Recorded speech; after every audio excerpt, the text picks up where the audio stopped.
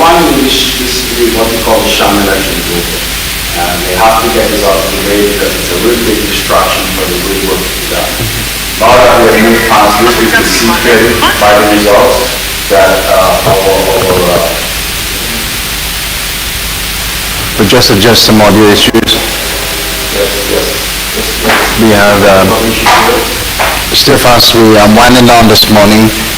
Mr. Bernard Ito is one of the issues on the political sphere. You're telling us, Mr. Ito, the next move, general elections is now over.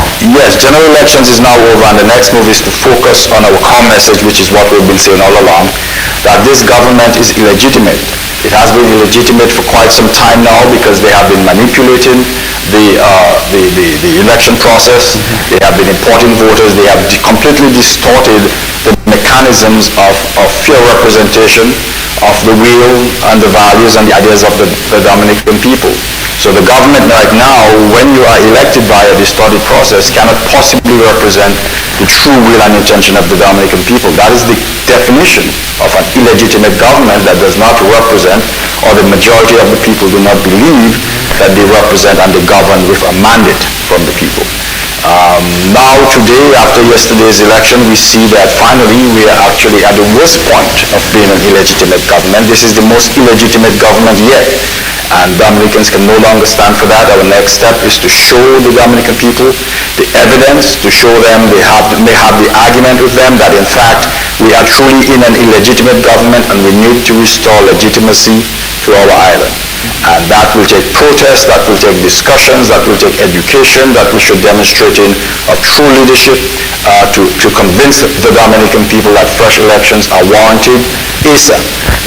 We expect to have electoral reform and we will push for that. I cannot possibly see a scenario where this administration further blocks electoral reform by having ducked the issue, by having these elections prior to reforms.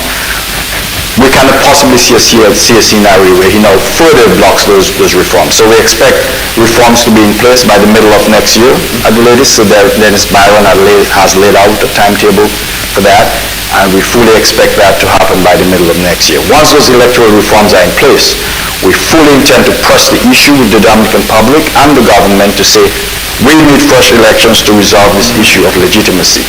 This issue of legitimacy has gotten out of hand and we need now to reconstitute ourselves as a nation and to once and for all settle this issue of legitimacy with fresh elections. And so that is what the coalition movement is pushing for.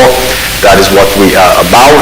As I said, this election is necessary. It was a necessary blip on the radar, but it has not been our focus for a while now. We are focused on making the case to the Dominican people that we need to reestablish legitimacy in our island through legitimate elections under electoral reform. And that is what we continue to press for. Excellent. And finally from us, we'll continue our discussion once we get off because time is limited on the live feed. Sure. But he has promised reform for Easter. Are you confident that he will keep his promise this time around? I believe there's enormous pressure on him to make sure that that time frame is kept and that those reforms are rolled out. The question is, how does he manipulate the recommendations of Sir Dennis Byron and manipulate and distort those recommendations for implementation by Easter? Interesting that you point there because he is saying that he has asked the Commonwealth and other international bodies to review Sir Byron's report. Well, let's hope. We know how this Prime Minister operates. We hope, and we ourselves have appealed to those organizations to play a part in mediating the process. We've also asked, had discussions with Sir Dennis Byron, implied that he himself might be involved in that mediation process. And we believe with these mediators in place and with the right discussions, with the right attitude, that we can get meaningful electoral reforms that are fair and allow the process of legitimacy to continue on Ireland. So, listening to you, we anticipate that the fight is far from over in your push to preserve the democracy and to ensure free access for everyone who wants to participate in general elections here on the Commonwealth. No doubt, no doubt. The fight is far from over. This is not the end, but maybe it's the end of the beginning, because now we begin.